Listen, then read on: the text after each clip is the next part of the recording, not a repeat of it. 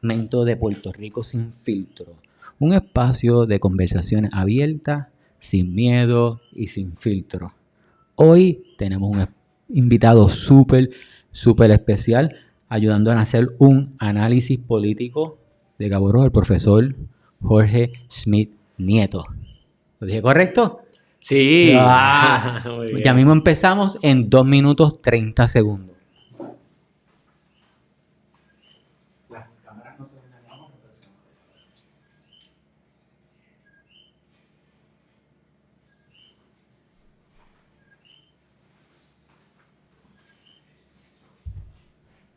Detrás de bastidores, antes que empezáramos, estamos hablando de muchas cositas. Creo que la conversación va a ser súper interesante hoy. Y este es el episodio que tú quieres invitar a tus amigos, a los que tú quieras que tengan la información correcta sobre lo que está pasando hoy en la política, no solamente de Cabo Rojo, pero de Puerto Rico entero. Porque muchas cosas, como dice el profesor, aunque son específicas de Cabo Rojo, aplican generalmente a otros municipios. Este es el episodio que tú quieres estar y que tú quieres invitar a tus amigos.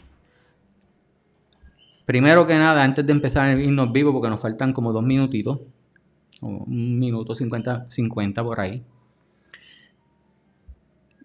La luz se ha ido en muchos sitios y alrededor de nosotros no es la excepción. Nosotros escuchamos las plantas, los generadores, pero no creo que tú los escuches a través del micrófono. Pero me gustaría escuchar tu opinión. Buenas noches, Oscar. Gracias por estar aquí en vivo.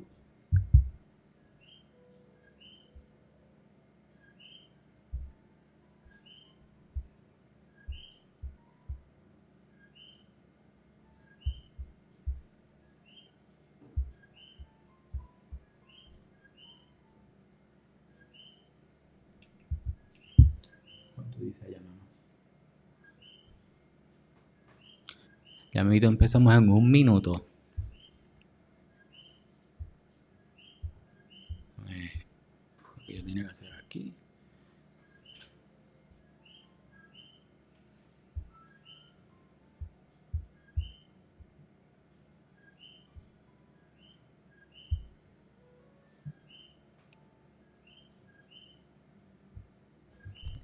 Como siempre, tengo las preguntitas aquí, pero porque si no, nos vamos a una conversación larga y extendida. A mí me gusta hablar. Me gusta hacer muchas preguntas. Hay tanto por saber que para mí, personas como usted, es el 30 segunditos, es el atajo a donde queremos llegar. El conocimiento. Gracias. Pues esa es la profesión del educador, esa es la idea. A mí me pasó cuando me convertí en instructor, y ahí fue cuando me picó. Claro.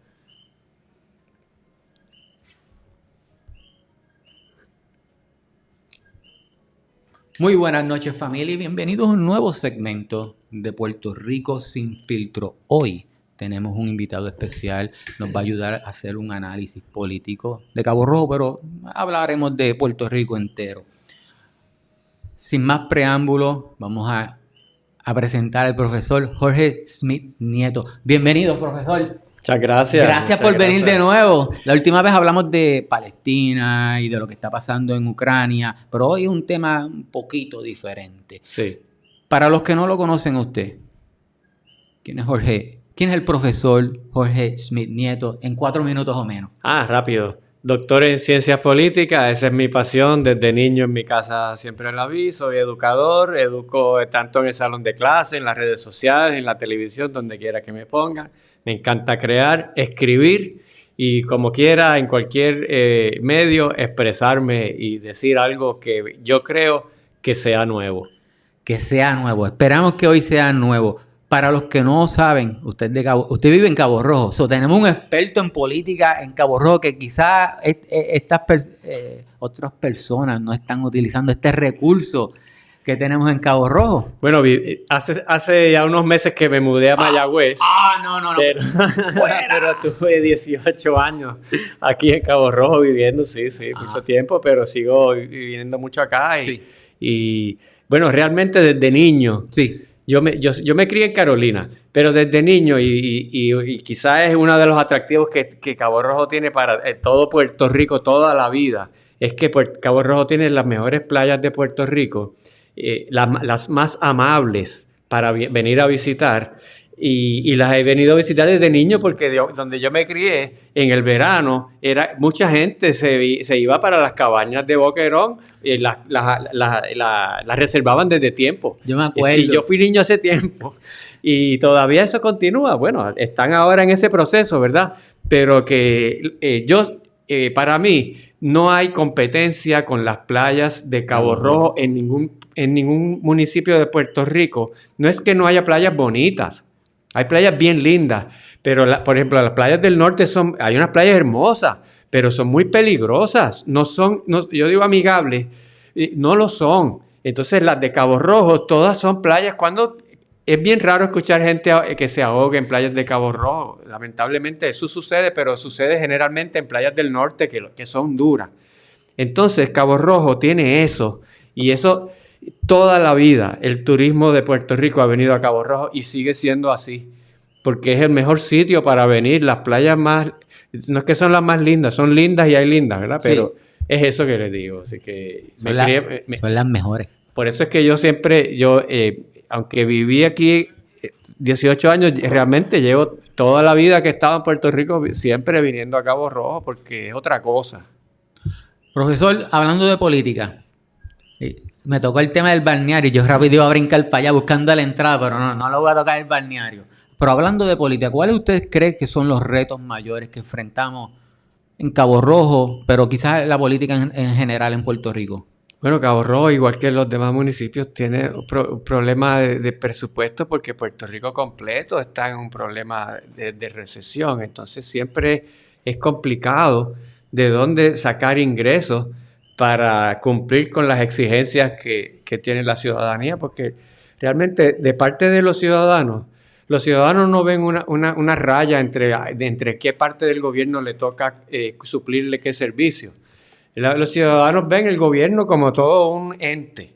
Sí, saben que hay alcaldes, que hay gobernador, que hay todo este tipo, que hay agencias, pero al fin y al cabo hay un hueco en la carretera y al primer funcionario de gobierno ese es el culpable y ese es el que le dan la responsabilidad. No sabe a quién de esa carretera, de quién es responsable, cuál es todo ese proceso, ¿verdad? Entonces, al fin y al cabo, pues, como quiera que sea, la política es toda local, como había dicho un gran político estadounidense. La política al fin y al cabo es local. La gente siente la cosa en su casa, en su urbanización, en su lugar.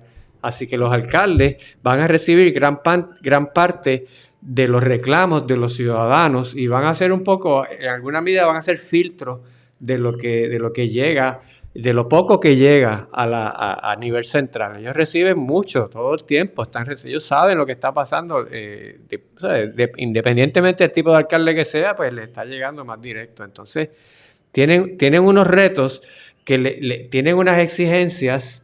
Algunas se pueden cumplir, otras no se pueden cumplir, como todo político, pero algunas ni siquiera les tocan a los alcaldes, sino que son del gobierno central. Entonces tienen el reto de que tienen que tener una buena relación con el gobierno central, porque dependen mucho de las decisiones que tomen allá, pero a la misma vez también tienen que defender a su pueblo frente a lo que puede ser una administración que tenga otras prioridades, porque ven otro panorama, ¿verdad?, diferente al que puede ver uno acá. Entonces, en ese sentido, pues los municipios tienen que proveer mucho con poco. Eso es todo. La administración pública en general es así, pero realmente los municipios tienen, cuando vamos a ver la ley de municipios autónomos y el tipo de poderes que la Constitución y las leyes le dan a los municipios, es muy poca. ¿Muy poca? Sí, es muy poco. Los municipios, casi todos, en general, los servicios a la ciudadanía vienen de las agencias del gobierno central. Los municipios pueden hacer mucho, pero tienen pocos recursos para hacer. Si tienen creatividad, pueden inventar muchas cosas, por supuesto, ¿verdad? pero realmente, oficialmente, las cosas, la mayoría de las cosas están centralizadas. El gobierno de Puerto Rico es bien centralizado, es más, desde el año 1900, eso no es nuevo. El gobierno de Puerto Rico se creó para que la gran mayoría de las decisiones se tomen en San Juan. Y el presupuesto, incluido presupuesto, asignación de fondos, todo ese tipo de cosas, ¿ves? Así que eso es un reto para los municipios. Sí. Ha mencionado dos cosas que me llamó la atención. Una sobre el gobierno central, cómo fue creado. Pero la primera que me capturó la atención fue el desconocimiento de quién es responsable de X, Y, Z. Hablando sobre el desconocimiento o cómo el gobierno o cómo la política o cómo podemos involucrarnos más en... ¿De quién es responsabilidad de educar? ¿Del gobierno o de nosotros saber? ¿Quién se supone que busque la información o quién se supone que la distribuya? ¿Y de qué tipo de información? Ahorita hizo el comentario. Educar puede ser, sí. No estamos hablando de escuela. No. Okay. Ahorita hizo el comentario de que pues, hubo un roto en la carretera y nadie sabe quién es responsable. Sí. ¿Cómo podemos eliminar ese desconocimiento? Porque eso es un desconocimiento que creo que se puede eliminar. Y puede agilizar ciertos procesos. Hasta cierto punto se puede eliminar, pero tampoco las personas la gente va a tener X cantidad de tiempo disponible para informarse sobre algo distinto. Ya tienen sus vidas bastante ajetreadas, ¿verdad? Así que hasta cierto punto, y es más bien que información, no es solo educar, sino educar para cosas que sean aplicables, útiles para su vida como ciudadano. Así que en ese sentido, pues tú puedes decirle, mira, estas son las carreteras municipales, estas son las estatales, por ejemplo. Pues ahí tú puedes saber si le toca a obras públicas, si le toca al municipio. Pero realmente hay una cantidad de cosas técnicas que no van a tener gran uso de parte del ciudadano. Lo que yo creo que los ciudadanos... pero hay otras que sí. Hay otras que sí, como cuáles son los derechos de los ciudadanos. Porque en Puerto Rico... quizás no lo parezca, pero en Puerto Rico nuestra cultura política es aguantona. En términos generales, la sociedad en Puerto Rico no reclama sus derechos. Sí, protestamos a veces, hacemos esto y somos peleones o como tú lo quieras poner, pero en términos de cuando hacer valer nuestros derechos que están en la Carta de Derechos y en el Bill of Rights frente al gobierno, en términos generales, no lo hacemos. Esto no lo digo yo, esto se ha estudiado en la Comisión de Derechos Civiles y, ¿verdad? Esto es parte de cómo hemos sido nosotros durante mucho tiempo. ¿Cómo nos han criado? Sí, y entonces yo creo que parte de la educación política es entender cuáles son nuestros derechos, y esto no quiere decir que de ahí vamos a salir a protestar y a pelear. No, eso no es lo que quiere decir eso. Sí. Lo que quiere decir que nosotros como ciudadanos tenemos que levantar la vara de lo que el gobierno hace por nosotros. De lo que esperamos por ellos. De lo que esperamos por ellos. Pero eso no quiere decir, rápido alguien va a pensar, el gobierno no lo puede hacer todo. No, el gobierno no lo puede hacer todo y el gobierno no tiene que mantener a la gente. Lo que estoy diciendo aquí no es que el gobierno ahora venga a darle mantengo y a pasarle la manita a la gente. No, el trabajo tiene que estar ahí, la responsabilidad para tú pedir, digo que esa es la otra parte, ¿verdad? Sí. Si tú vas a pedir derechos, tienes que estar bien consciente de cuáles son tus responsabilidades. Pero nosotros permitimos muchas cosas como sociedad que nuestro gobierno nos hace y protestamos por otras que son realmente a veces que son tonterías y montamos cosas por alguna expresión que alguien dijo que sonó feo, algún insulto y entonces, pero permitimos que día a día como ciudadanos no nos traten al nivel de lo que nosotros tenemos que tratarnos. Y este discurso de la resiliencia y de la cosa, eso estuvo bien en un momento dado. Para sobrevivir una emergencia necesitábamos eso. O sea, lo vivimos, tuvimos, no había otra. Sí. Porque si no, era quitarse de una depresión. Pero eso pasó ya. Entonces, ese fue un paso inicial. Pero no nos podemos quedar en la resiliencia y en la supervivencia el resto de la vida. Yo no quiero vivir sobreviviendo toda la vida. Para eso no es que nosotros vinimos aquí. Puerto Rico no es menos que ningún otro país del mundo. Así que nosotros tenemos que aspirar a eso. Y Cabo Rojo tiene Cabo Rojo, en ese sentido, de los pueblos de Puerto Rico, yo creo que es de los que tiene un prospecto bien optimista para mejorar para eso mismo, ¿verdad? En fin, pero... Profesor, continúo con tus preguntas. ¿Cuáles son unos de esos derechos básicos, los primeros que le vienen a la mente que usted ve que o son quebrantados o la gente los deja que no sabe que se los están violando? El derecho a la educación, ese derecho en Puerto Rico no se cumple. La Constitución es bien específica sobre cómo debe ser. Debe ser una educación, no es cualquier educación, sino que crea un ciudadano, le pone unos adjetivos, lo que debe ser de un ciudadano, ¿verdad?, productivo, etcétera. Productora, vamos a hacer una asignación a buscar eso. Sí. Artículo 2 de la Carta de Derechos. Sección 11, sección 10. Buscar los adjetivos, a ver cómo dice el lenguaje. Sí. Es una educación que propenda o sea, que no es solo darle educación. Sí. Eso no está pasando. La deserción escolar. En Puerto Rico solamente es obligatorio ir hasta 8º grado a la escuela, ¿verdad? Por la Constitución. Sí. Lo primero que deben hacer es aprobar una ley para hacerlo obligatorio hasta 4º año. Eso se puede hacer hoy. ¿Eso es algo ejecutivo? ¿Eso es algo que usted asumo que ha analizado? ¿Es simple de ejecutar y cambiarlo de 8º a 12? La Constitución hace obligatoria la educación hasta la escuela primaria. Si definimos escuela primaria hasta 8º grado, pues está ahí. Sí. Así que ya en 9º grado, un niño puede estar en la calle y si los papás no lo obligan, no está cometiendo un delito. Eso es deserción escolar. Sí. Y en Puerto Rico está cerca del 40%. ¿Ok? Eso es alto. Ok, así que vamos a paralizar todo y vamos a atender ese problema porque no tenemos futuro si mantenemos una deserción escolar de 40%. Ese número fluctúa y nunca les gusta darlo. Ese número es difícil de encontrar, pero ese número fluctúa entre 30 y 40%. Eso es una cantidad de niños increíble. Usted sale en 9º grado, 10º grado a la calle. ¿Qué usted va a hacer? Usted tiene todo el día, no tiene nada que hacer, está metido en su casa, está pereceando. Usted es presa fácil para el narcotráfico. Pues claro que sí. ¿Qué más va a hacer? ¿Algún trabajito? Y si no lo hace, va a tener que moler vidrio con el pecho toda su vida y pasarlo muy difícil y quién sabe, alguno que otro salga bien, pero esa cantidad de niños abandonando la escuela debería ser una emergencia que paralizara todo. Hasta que no resolvamos eso, nadie haga nada. Estoy quizá exagerando, pero quizás tú no sabías el nivel de cantidad de personas. No. Año tras año. Y después de la pandemia, eso va a ser peor.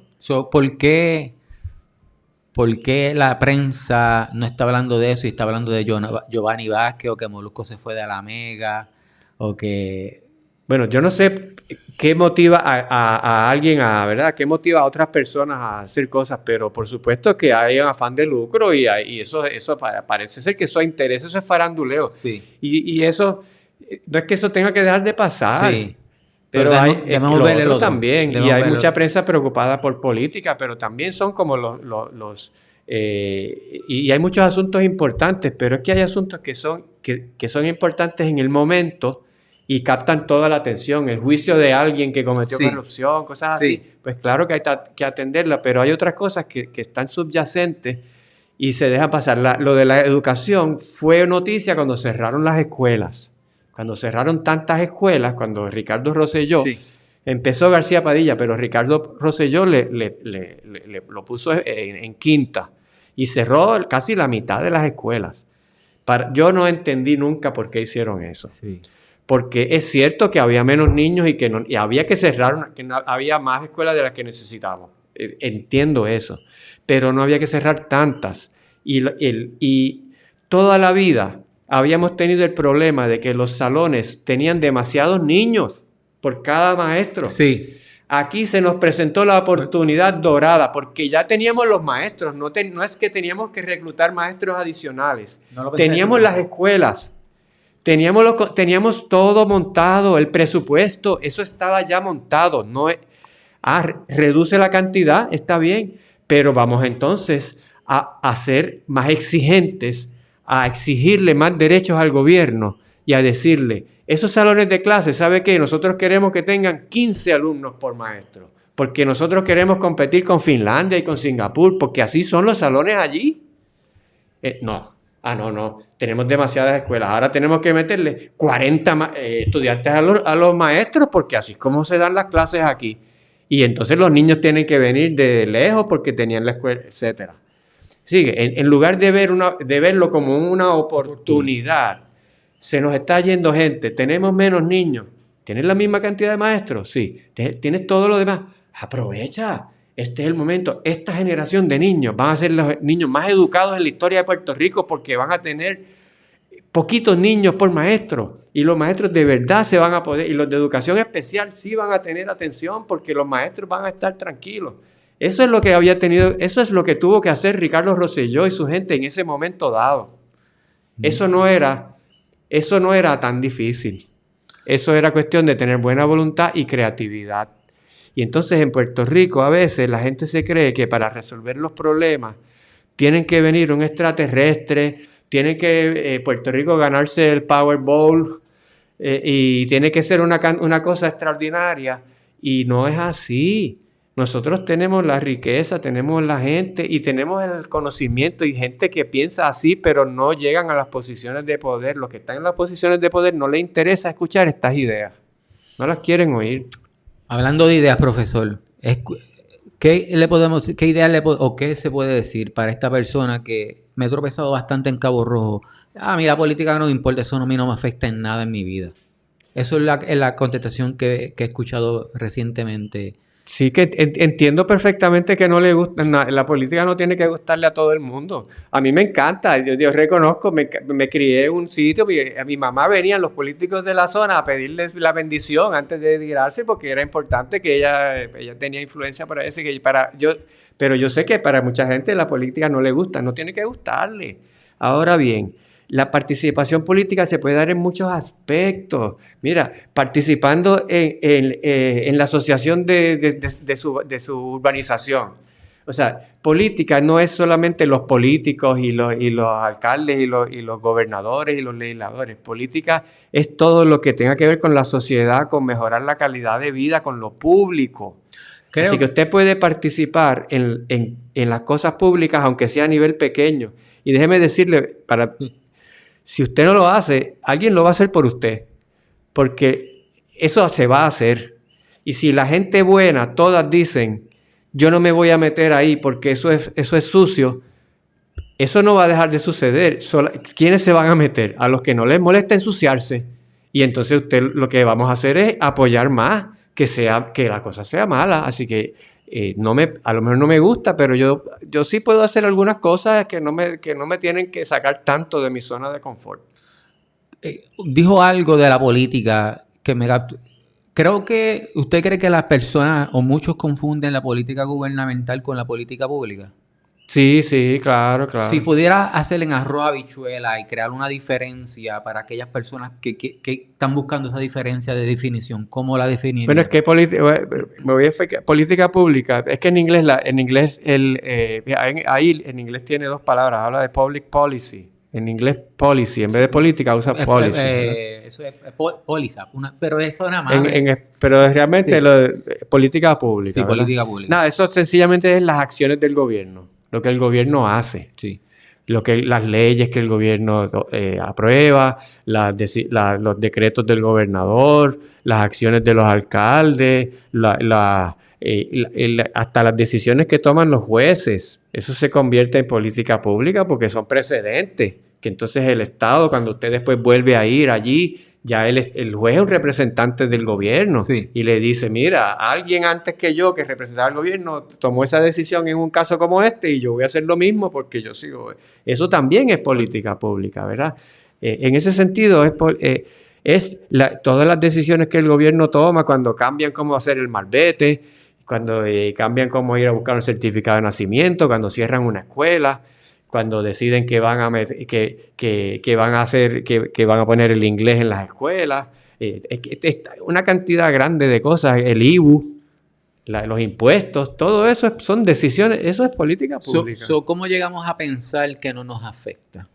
Nos afecta, no importa si a mí me gusta o si yo participo o yo no participo, es inevitable en cualquier lugar, porque nosotros vivimos en una sociedad que no es anárquica, que tiene unas reglas, y unas reglas que las mantiene, las determina y las impone un gobierno. Constantemente yo estoy manejando decisiones del gobierno, no hago más que pararme en un semáforo y ya yo estoy enfrentando una decisión de política pública, de que en ese lugar va a haber un semáforo que va a tener esto, qué sé yo. Otra decisión podría ser, voy a quitar ese semáforo y otra cosa, etcétera, ¿verdad? Así que constantemente, pero uno no lo está pensando. Ahora, la política política partidista, la política, eso es otro tipo de cosas, ¿verdad? Esa es la política que a la gente no le gusta. Y un problema significativo en nuestro país es que se mezclan, que la política pública no se toma, muchas veces no se toma con el objetivo de un fin del bien común, que es lo que debe ser, al fin y al cabo, el bien de todo el mundo, el bien común. Eso ya desde Aristóteles lo sabemos, desde hace 2000 y pico de años sabemos claramente que eso es el fin de la política. Entonces, cuando se mete la politiquería dentro de la política pública, ya entonces su objetivo no va a ser el bien común. Su objetivo va a ser los políticos y la gente que apoya esa politiquería. Entonces ya eso es un sector bien pequeñito de la sociedad, se desvirtúa todo. Y entonces, peor aún, los familiares. Porque es que nosotros en Puerto Rico tenemos un problema de nepotismo terrible. Y de eso tampoco se habla. Hablando de derechos. Nosotros en Puerto Rico hemos cedido el derecho a que en el gobierno se reclute por mérito. Nosotros cedimos ese derecho y ya presumimos como normal que en el gobierno se reclutan a la gente que participa en política y a los familiares de los políticos. La cantidad de familiares de políticos que están trabajando, ya sea en su propia agencia o en agencias parecidas, es realmente escandalizante. Esa es otra cosa que también deberíamos estar diciendo. Eso ha salido muchos reportajes en la prensa, sí. Pero yo creo que, hablando de educación política, yo creo que nosotros como pueblo no entendemos el daño que le hace a un sistema político el nepotismo. Eso es como la época de Felipe II, que tú para estar en el gobierno, él te tenía que dar la cartita, olvídate de decir... Es que tú tenías que ser allegado. No es solo el partido político, es que tienes que ser hermano, primo, esposo, hijo, pariente de la persona que ocupa el puesto. Es más, porque montones de correligionarios del partido se quedan igual de fuera también, si no tienen esa pala de familia. Yo toqué ese tema brevemente en caborro.com, pero no seguí metiendo la presión. Estoy de acuerdo con usted. Hice el análisis traté de hacer la comparación de que si tú quieres ve algún deporte, ve basquetbol o béisbol. Sí, el baloncesto. Pero es que soy fan de los Knicks. Okay. No importa. Pero, hablando de... Es deprimente realmente verla en video, ¿no? ¿Entiendes? Hablando del equipo de baloncesto, si queremos el mejor equipo, buscamos las mejores personas. Claro. El nepotismo no es eso. Si tú quieres el mejor municipio, tú no contratas a tu hermano, tú contratas a la mejor persona. Y pues hay que buscar la manera de crear ese equipo de NBA que va a ganar el campeonato. Tú has escuchado la expresión esta de los hijos talentosos, ¿verdad? Que hay que contratar a los hijos, que son hijos talentosos. Una vez le preguntaban, la que dijo esa expresión de los hijos, porque le preguntan, ¿por qué hay tantos hijos trabajando? No es que los hijos son talentosos. Esa es Tata Charbonnier.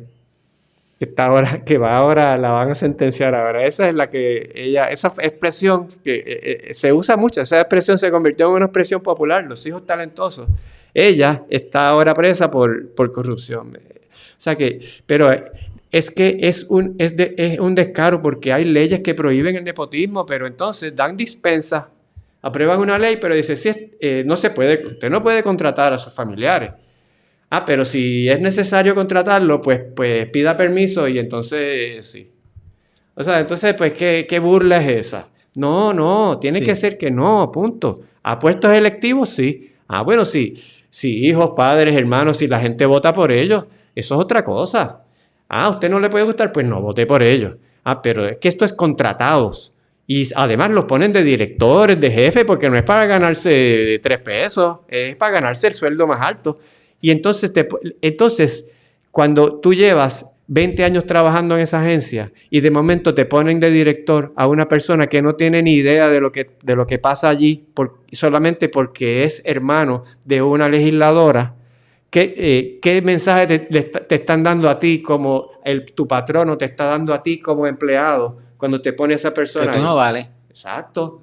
Y tú vas a tener muchas ganas de dar el 100% de tu trabajo. Bueno, a lo mejor si tú eres una persona bien motivada, pero realmente el ambiente no te está motivando para eso. Sí. Y eso uno lo ve constantemente. Gente desmoralizada. Eso debe cambiar. Le ponen personas que no saben lo que están haciendo. Eso pasa todo el tiempo. Y lo que la mayoría de la gente pensaría es, eso es política partidista, es que es del partido. Pero es que, por eso le digo, es peor aún, es que tienen que ser familia. Y uno empieza a ver apellidos que tú los ves aquí en la legislatura, después lo ves allí como juez, después lo ves allí como secretario de agencia y dices, ¿pero qué es esto? Que esa familia son todos premios Nobel. No, es que tienen un papá y un tío que le dan millones de dólares a los partidos políticos y entonces los nombran a toda la familia a posiciones en el gobierno. Y entonces critican a los que cogen cupones. Porque esos viven del gobierno. Y crean empresas cuyo único cliente es el gobierno.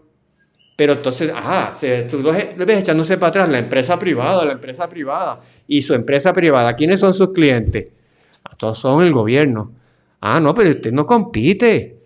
Eso elimina la competencia para todo. O sea, el nepotismo está en todo en Puerto Rico y nadie habla de ese tema. O sea, yo a veces me desespero porque veo unos temas que están haciéndole tanto daño a Puerto Rico y que son tan evidentes, pero que pasan desapercibidos. Profesor, hay que publicarlos en este tema, eso es Twitter todo el día. Nos vamos a ir para Twitter a crear un Twitter thread de eso. Vamos. Antes de hablar de Cabo Rojo en específico, quiero darle las gracias a Iraida Lugo por estar en vivo, Carlos Jocelyn, Edgardo Cintrón, Evalín Gray, Lola Martínez, Harry Morales, gracias por estar en vivo, Harry. Montalvo, perdona que no puedo pronunciar ese nombre, Onyx Ortiz, Jorge Rodríguez, Gira Vázquez, Tony Valencia, Iris, gracias a todos por estar aquí conectados en vivo. Si tienen una pregunta para el profesor, déjala en los comentarios y antes de desconectarlo, trataremos de contestársela a todos ustedes. Aquí hay un comentario. El verdadero problema es el mal manejo de fondos en todos los municipios, en gobierno en general. ¿Qué opina de ese comentario? El verdadero problema es el mal manejo de fondos en todos los municipios, en gobierno en general. Ese fue el comentario. Ese es uno de los problemas. O sea, no hay un solo problema. Ojalá fuera tan sencillo. Agarramos una cosa, la resolvimos y ya el resto va a quedar bien. Pero el mal manejo es una cosa muy, muy amplia, ¿verdad? Pues sí, algunos se manejan mal, otros se manejan bien, pero en el tema del manejo de fondos, te puedo decir que históricamente las autoridades federales han dado más o menos las mismas críticas. Y por eso es que nos están fiscalizando tanto las autoridades federales. Ahora todo lo que da cualquier fondo federal por Puerto Rico está mucho más monitoreado de lo que estaba antes. Y decían, yo he leído varios de los reportes de diferentes agencias de gobierno, municipios, ¿por qué están así? Y dicen más o menos estas cosas. Dicen, no rinden cuentas de en qué gastan el dinero. En general, o sea, porque el problema cuando uno dice o sea, yo entiendo que dice, el problema es que manejan mal, pero es que entonces alguien me puede decir, mira, pero en este caso lo manejaron bien, porque si todo se manejara mal, pues tampoco podríamos vivir, ¿verdad? Se maneja hasta cierto punto, algunos bien, otros mal, pero en términos generales, la cultura de administración pública de Puerto Rico, en la práctica, no en la teoría que se enseña en la escuela de administración pública, es esa, ¿verdad? Que había un problema con rendir cuentas. Por ejemplo, por decirte algo, un ejemplo, si dice, en una oficina se gastaron $10,000, entonces pues le ponen ¿en qué se gastaron? Efectos de oficina. Pues decirte algo, ¿verdad? Pues eso no es suficiente, tú tienes que decirme cuántas grapadoras, cuánto papel, ponme todos los recibos. Y estoy dando un ejemplo hipotético, pero este es el tipo de cosas que ellos le devolvían constantemente los informes. Le decían, espérate, pero tú tienes que explicarme más, eso no es suficiente. ¿Verdad? En el papeleo de verdad. No en la parte burocrática de llenar certificaciones que ocupan gavetas y no hacen nada, sino en mantener al día qué es lo que están haciendo. Esa parte de la, no sé si llamarle contabilidad, pero es que en parte no lo... Es que, ¿por qué? No es solo porque no sabían lo que hacían, sino porque también hemos descubierto, hubo mucha corrupción en eso también, históricamente. Así es como lo hacían. El rendimiento de cuentas era nebuloso.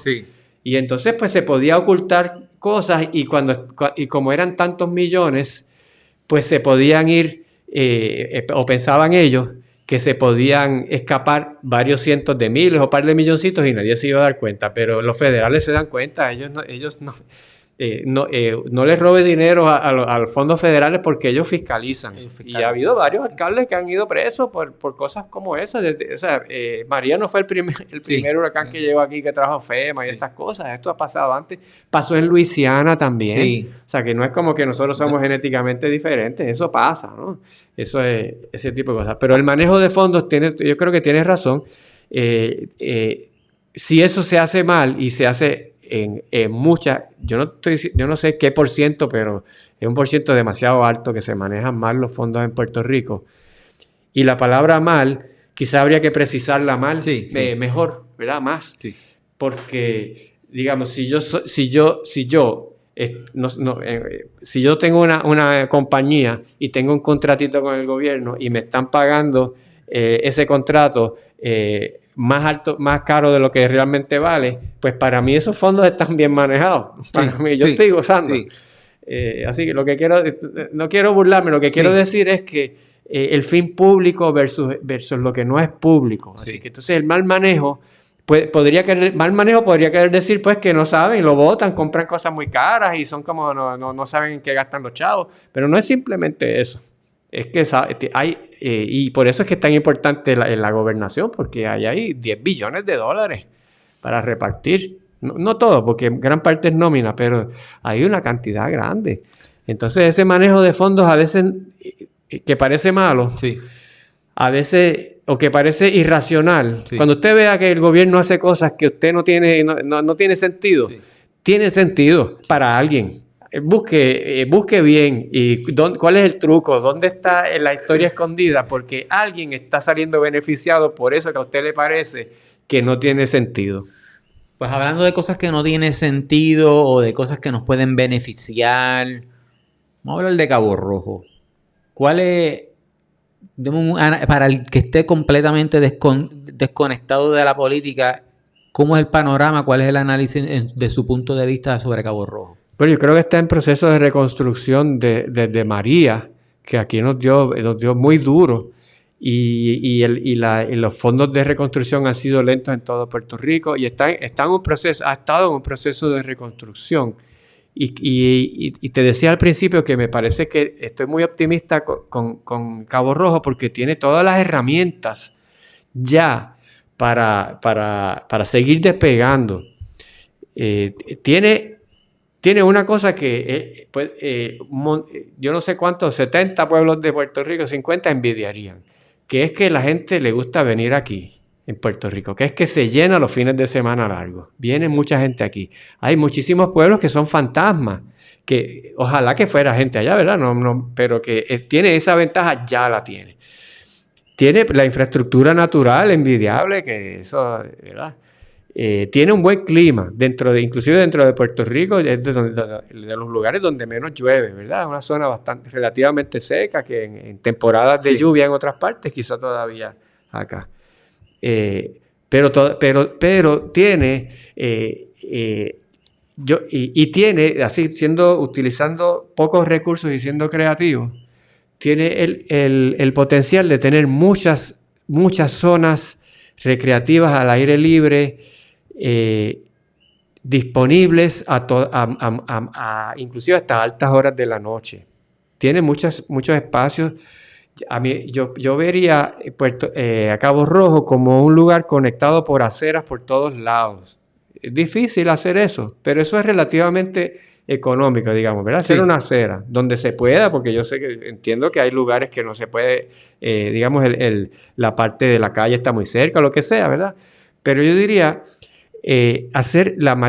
conectar vía caminable la mayor parte posible de Cabo Rojo. Y claro, aplicar la ley, porque si la gente se va a parquear en las aceras, pues las perdimos o las usan para otras cosas, ¿verdad? Pero yo creo que hay cosas que nosotros debemos hacer para retener y atraer juventud para vivir en Cabo Rojo. Ese es el futuro de cualquier lugar. Que gente joven que empiece con su familia a tener hijos, que quieran tenerla en Cabo Rojo.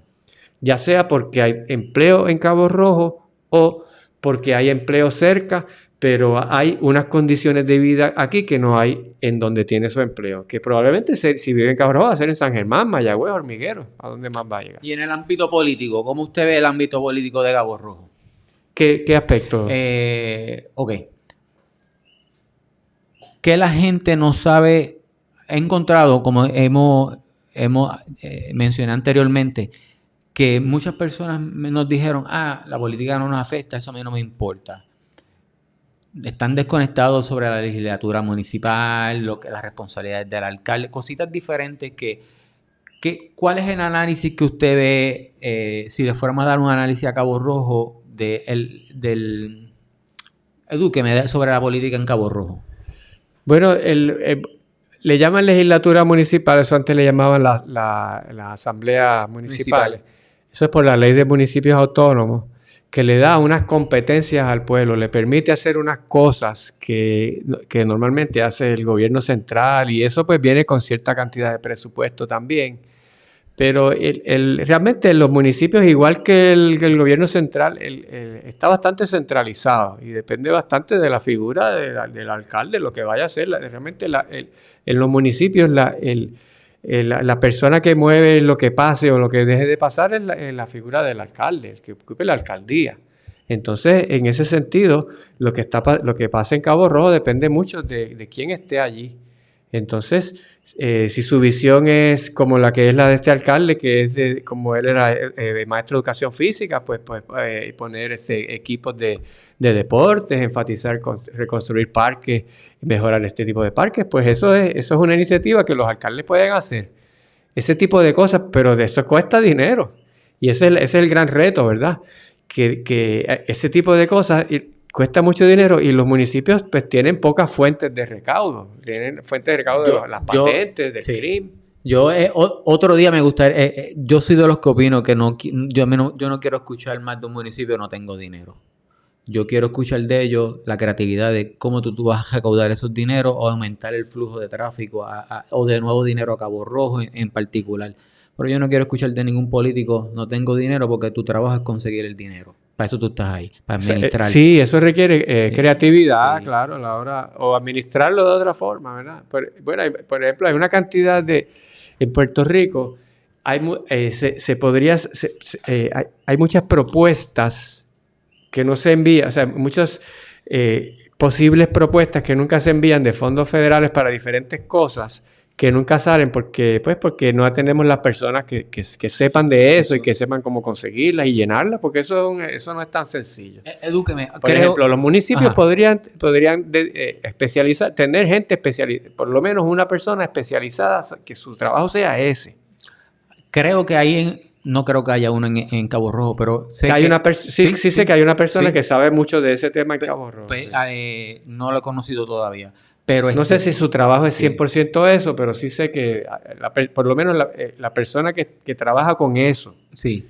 pues sabe lo que está haciendo. No sé si solamente se dedica a eso. Yo en el punto de crítica, antes de brincar a otro tema de política, me gustaría preguntarle, seguir en el tema de la política, pero en el tema de lo que estamos hablando.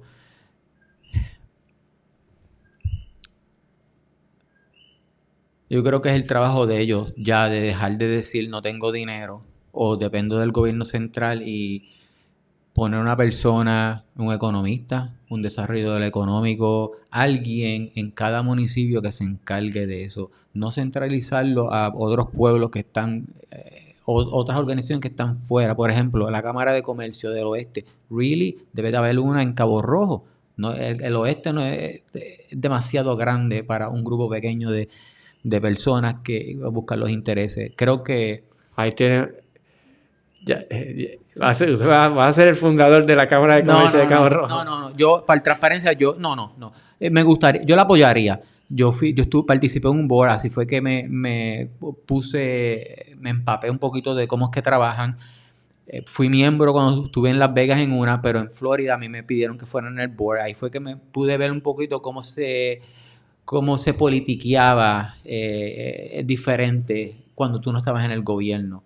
Digo politiqueaba porque pues tú tenías que trabajar con el gobierno, trabajar con la Cámara de Comercio, es como una voz para todos los empresarios de ese pueblito y pues como usted dijo, si iban a poner una luz y pues los dueños de negocio no querían, la Cámara de Comercio estaba ahí para eso.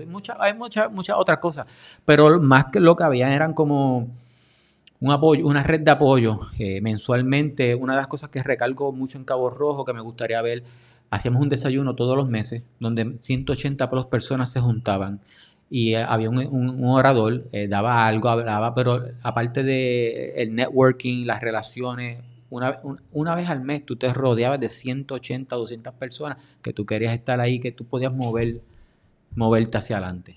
Y ese es el concepto de la ciudad inteligente, Smart Cities. Y yo creo que ahí se debería mover Cabo Rojo, hacia una ciudad inteligente.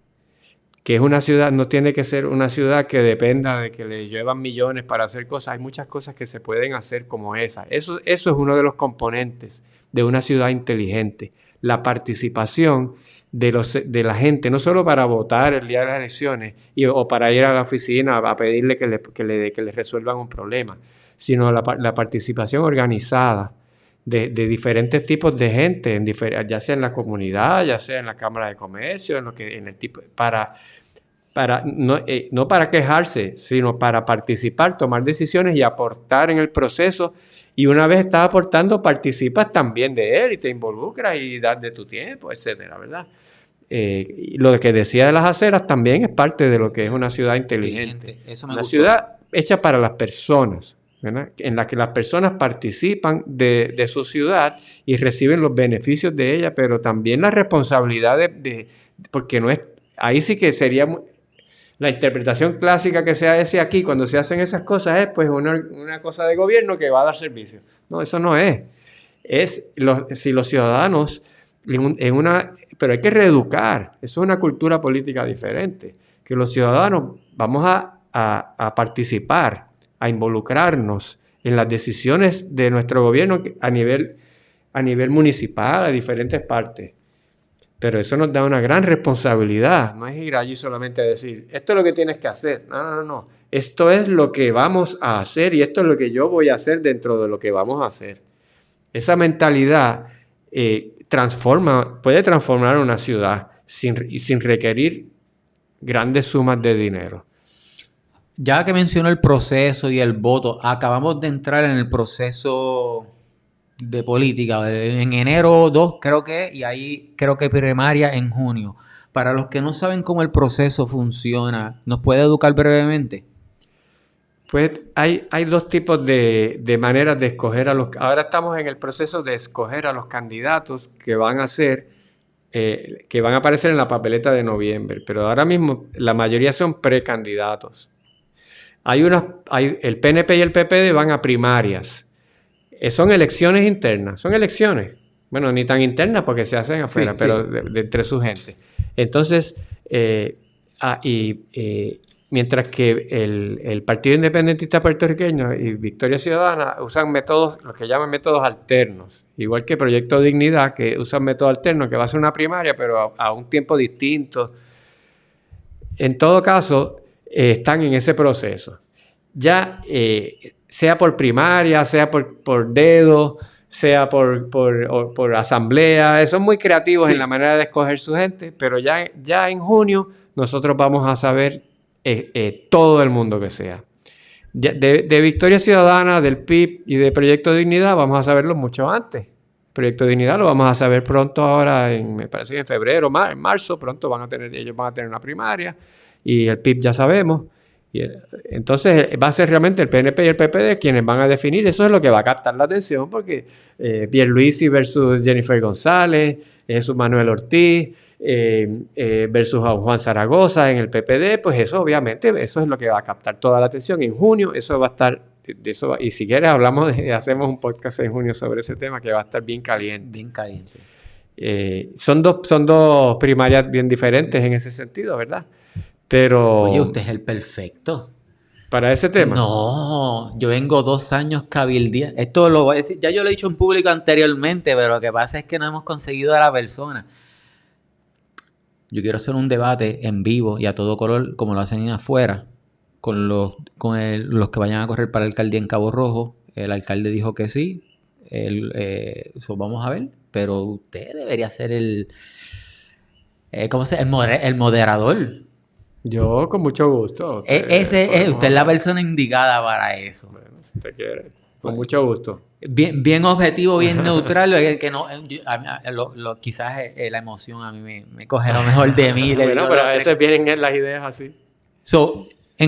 Ahora están los precandidatos. En junio sabremos quién son los candidatos oficiales. Y de ahí van... hay unas primarias en junio y de ahí salen los oficiales. Y luego en noviembre a las elecciones. Sí, correcto. Entonces, si usted no se ha inscrito, pues tiene que estar bien pendiente, vaya, inscríbase. Es bastante sencillo, hasta online se puede hacer. Si usted votó en las elecciones pasadas, pues no tiene que hacer nada, a menos que se haya mudado y tenga que cambiar. He escuchado que hay poca participación de los jóvenes. ¿Cuál es su opinión sobre esa? ¿Y qué tiene que abundar sobre el tema? Se ha ido poca participación medido a base de la cantidad de gente que va a votar el día de las elecciones. Tradicionalmente, los más jóvenes tienden a ir a votar menos que los de mediana edad y los mayores. Eso suele ser así. Pero la diferencia se ha marcado más en varias elecciones, y sobre todo la participación en general de todas las edades, de cualquier edad, bajó como 20% en cuestión de como 3 elecciones, la cantidad, menos personas que votaban antes. Eso fue un bajón grande. Pero esa gente sigue estando ahí, siguen siendo personas hábiles para votar, si quieren votar, son adultos, etcétera, etcétera.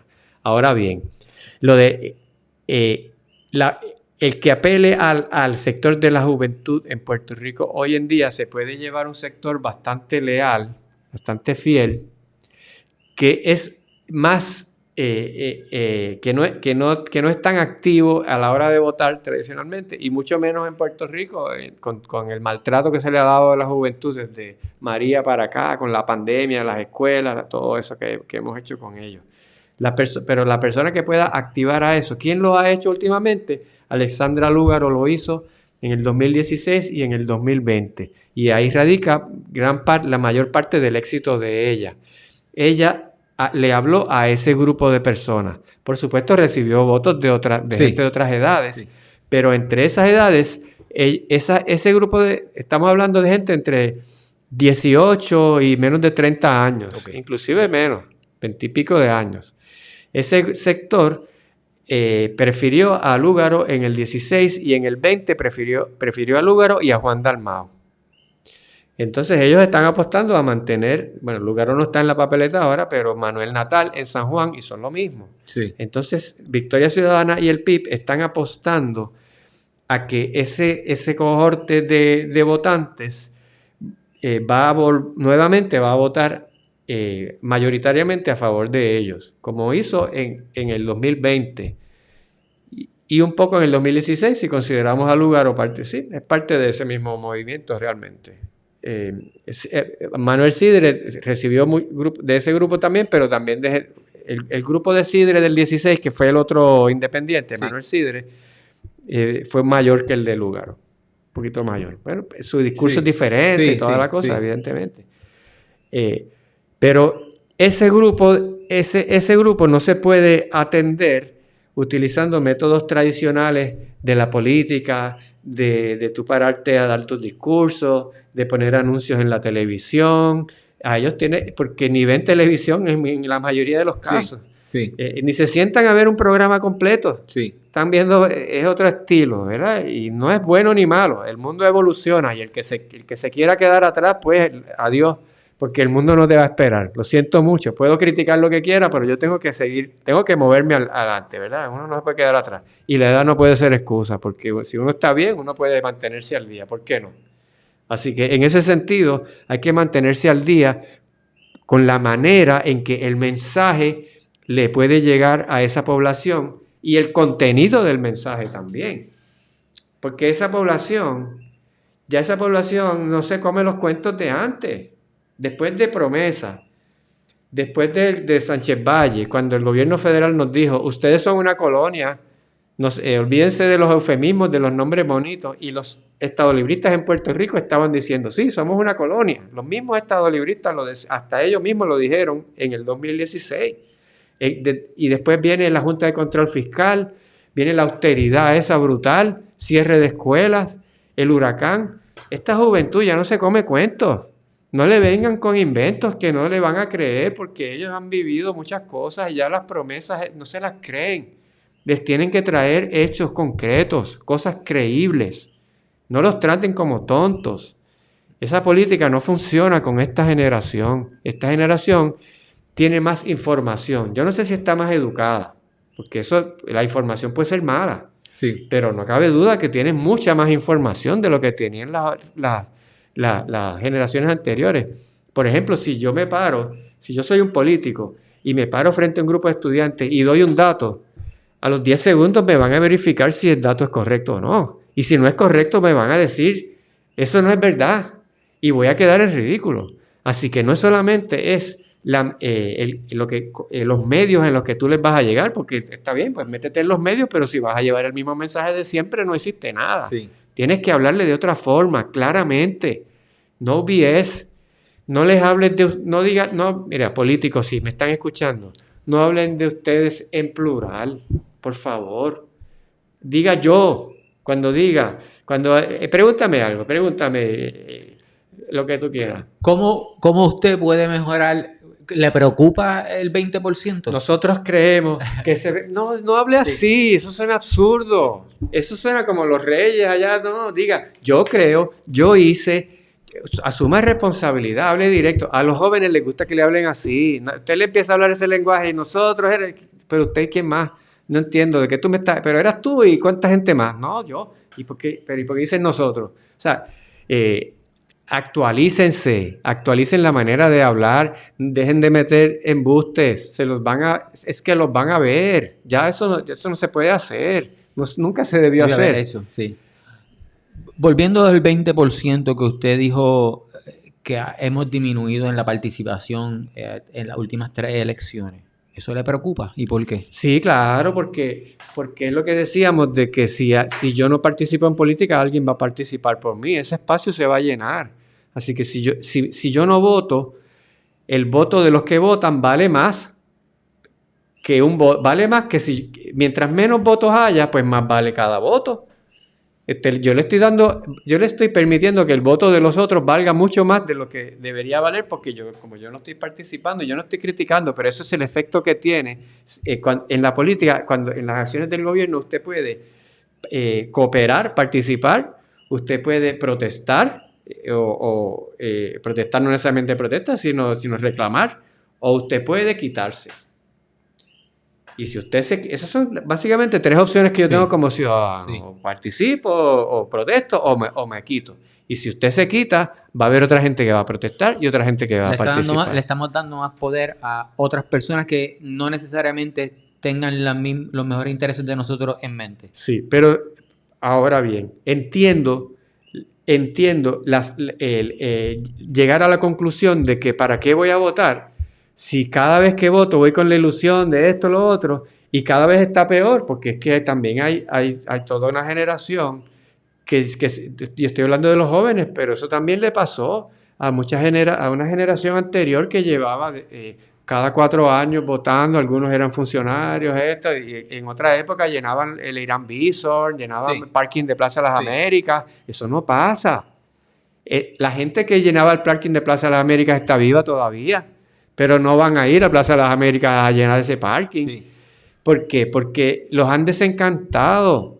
Tanta decepción, porque yo entiendo también eso. Yo lo digo de esta manera, pero mi intención no es juzgar. Cada uno toma una decisión, y si usted no quiere votar, eso es su decisión como ciudadano.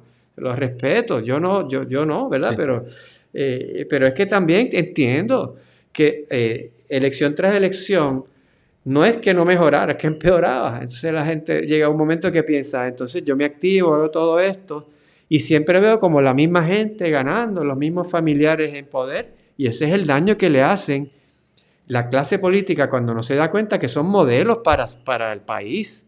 Cuando un político hace algo, lo agarran en un acto de corrupción, no es solamente a ese político en su carácter individual, personal, el daño que está pasando, le está haciendo un daño tremendo a la población, porque los políticos, gústenle o no, son modelos de la gente. Dijo algo que no sé por qué más personas no lo han pensado así.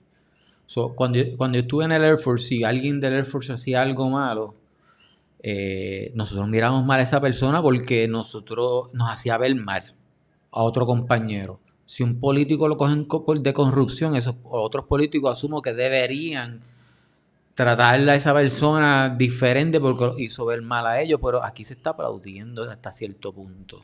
Bueno, muchos participan también, y eso pues, obviamente no lo van a mirar mal. Otros no participan, pero se hacen de la vista larga. Y eso es casi tan malo como participar. Esa es la complicidad. Sí. Y otros pues están ahí. Pero no sé, Ángel, este tema es muy complejo, y yo de verdad pienso que ellos no... O sea, llega un momento en que la gente llegó a la conclusión de que todos eran iguales, de que no había esperanza, se perdió la esperanza. Por eso es que dejan de votar las personas, porque pierden la esperanza. ¿Para qué uno va a votar? ¿Cómo retomamos esa esperanza? Para que pase algo bueno. ¿Cómo retomamos esa esperanza? ¿Cómo esa esperanza vuelve? Yo creo que está volviendo... En todos los hay 5 partidos políticos. Yo creo que en los 5 está volviendo de alguna manera u otra. Algunos están perdiendo gente y pues la esperanza se está yendo a otro lado. Otros se está quedando gente que está pensando que ahora es el momento o nunca. Déjame ponerlo más claro, ¿verdad? En el Partido Popular está ha perdido mucha gente. Obviamente las perdió, y tanto así que reconocieron que van a poner solamente 4 candidatos por acumulación, cuando siempre ponían 6. Pues eso no es que sea para ellos en ese sentido, no, pero esa gente que se fue, en su mayoría se fue a Victoria Ciudadana o al PIB, porque ahora piensan que van con esperanza de que allí pueda pasar algo.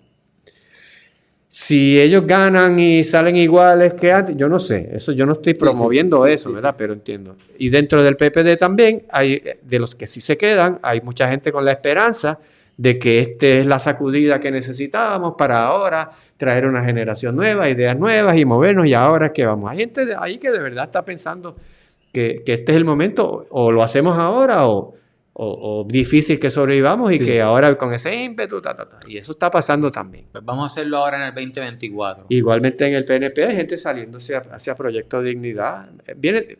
Cogen de diferentes partes, hay también del PPD yendo a Proyecto Dignidad, pero hay mucha gente allí porque tienen la expectativa de que ahora hay un movimiento político que realmente recoge lo que son sus valores de lo que debe ser la política pública del gobierno, que habían centrado quizás sus esperanzas en un partido que parcialmente lo hizo, pero que es un partido grande y tiene gente de diferentes ideologías en cuanto a la ideología de género, a la cosa social, a cómo gastar el dinero. Y en ese sentido, pues trata de tener, no puede estar con todo el mundo a la vez. Y hay un sector entonces que se está yendo con esa esperanza. Pero dentro del PNP también hay cierta esperanza de que como estamos en río revuelto, definitivamente estamos en río revuelto políticamente. Sí. Ahora la gente que sepa pescar bien políticamente, este es el momento porque la gente está cambiando sus afiliaciones, más que desde 1968 quizás.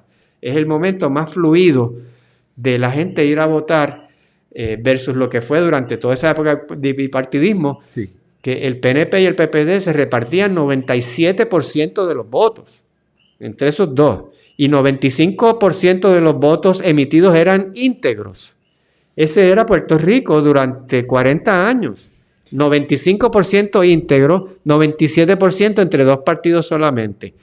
Hoy día, ese es un Puerto Rico bien diferente. Así que nadie sabe con precisión a dónde se van a mover esas masas de votantes porque están en transición. Así que desde la perspectiva del partido de gobierno, del partido mayoritario, definitivamente, ellos pueden ver esto como una oportunidad de pescar votantes que están descontentos, pero que a la misma vez tienen miedo de que esta transición desemboque en algo que nos aleje de Estados Unidos, porque por supuesto ese es su gran gancho, ¿no?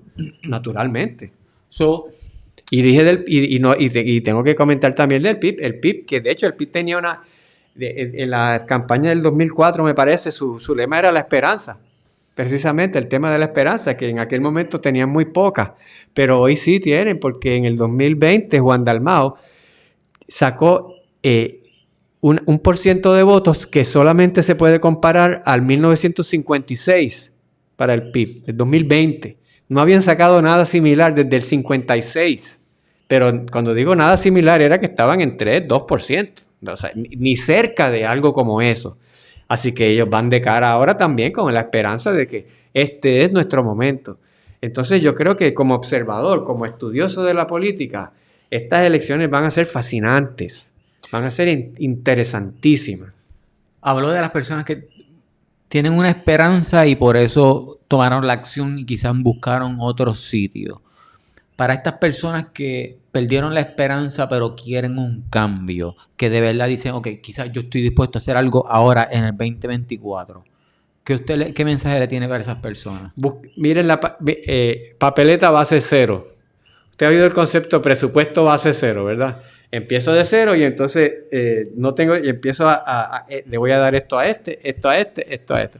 No empiece acercándose a la papeleta en la que usted normalmente iría o automáticamente. Coja la papeleta y piense que usted no conoce a nadie ahí y averigüe quiénes son esas personas, averigüe qué proponen. Nosotros no votamos por tanta gente, votamos por gobernador, comisionado residente, 2 senadores de distrito, un representante de distrito, un senador y un representante por acumulación. Vamos en orden. Por el gobernador, voy a decir que es fácil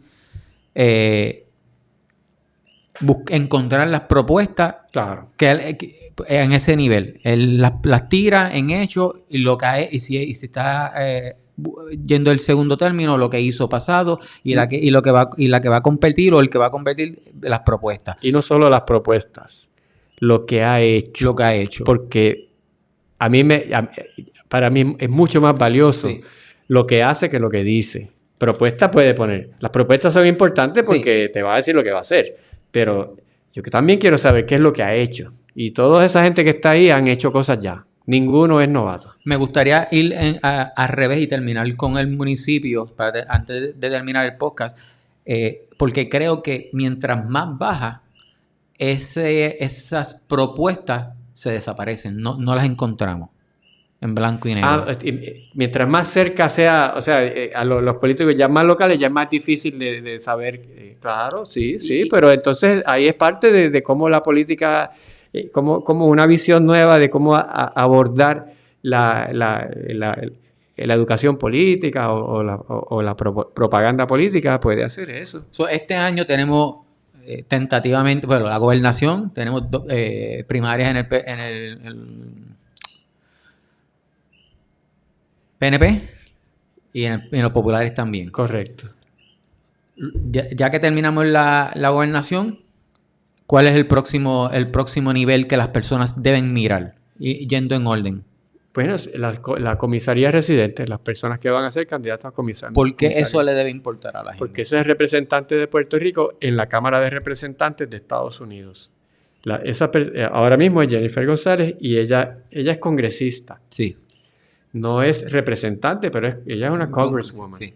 Entonces esa persona cuando es el representante oficial de Puerto Rico, así que tenemos que tener a alguien allí que sea digno, caramba, que tenga, así que sí es importante esa posición. Al fin y al cabo no administra el gobierno de Puerto Rico, sí. A veces se confunden las personas. Esa posición ni siquiera aparece en la Constitución de Puerto Rico. Si usted busca la Constitución, no aparece, las palabras comisionados residentes no aparecen en la Constitución de Puerto Rico. Eso aparece en la ley primero apareció en la ley Jones y después en la ley Foraker, después ley Jones. O sea, eso es una ley federal. Punto. Así que comisionados residentes. Para eso va a haber debate. Así que ese también va a ser relativamente fácil de identificar quiénes son y qué proponen. Sí. Ninguno de las personas que va a ser candidato lo ha ocupado anteriormente, así que en ese sentido pues van a ser más propuestos. Sí. Seguimos los niveles. Baja uno más para abajo. ¿Cuál es el próximo? Pues ya el próximo nivel nos vamos al Poder Legislativo. El próximo nivel es los senadores por distrito.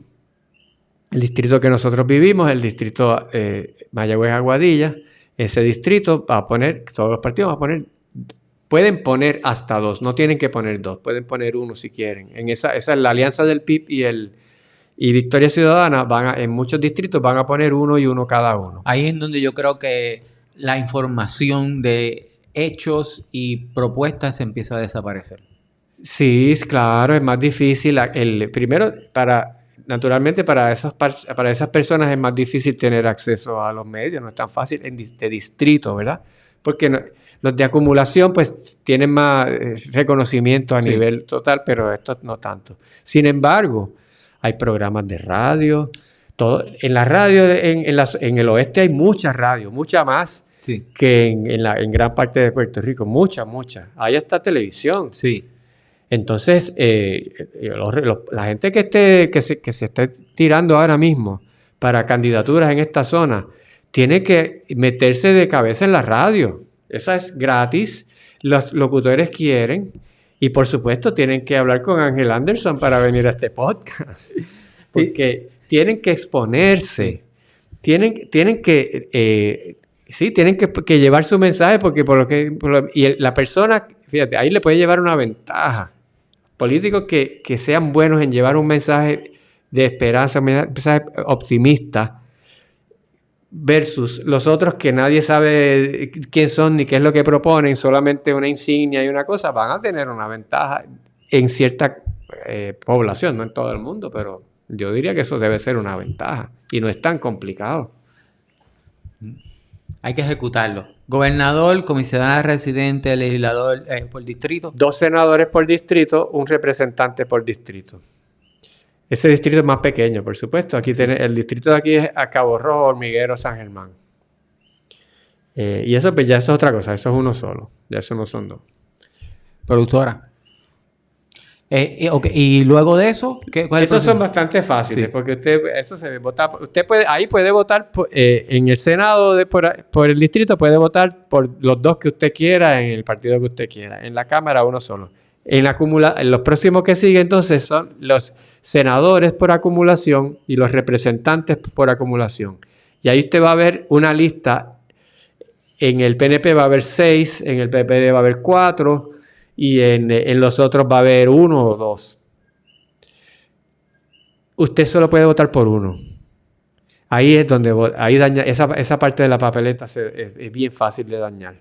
Porque usted ve 11 casillas. Porque pues pueden hasta 11. Ahí se van a elegir 11 personas. Pero usted no puede votar 11 veces. Y la papeleta realmente a veces se presta un poco para eso, ¿verdad? Así que usted va a votar por una persona. Pues si vota íntegro, la persona, la que esté arriba en la lista, esa es la que va a recibir ese voto. Y esa lista cambia de orden alrededor de Puerto Rico, para que sea diferentes personas que cojan ese votito primero, tanto para el Senado por acumulación como para la Cámara de Representantes por acumulación. Si usted vota íntegro y no quiere darle el votito al número 1, sino al 3, pues le vota por el 3. Eso también lo puede hacer. Pero recuerde, uno solo. Uno solo. En acumulación es uno solo. Pongamos otra. Yo quiero darle el voto a Denis Márquez, pero también me gusta el de Victoria Ciudadana. Sí. Lo dañaste. Sí. Uno solo. Ahí es que viene el peligro de esa cantidad de independientes y de personas de partidos minoritarios que están saliendo para el mismo puesto.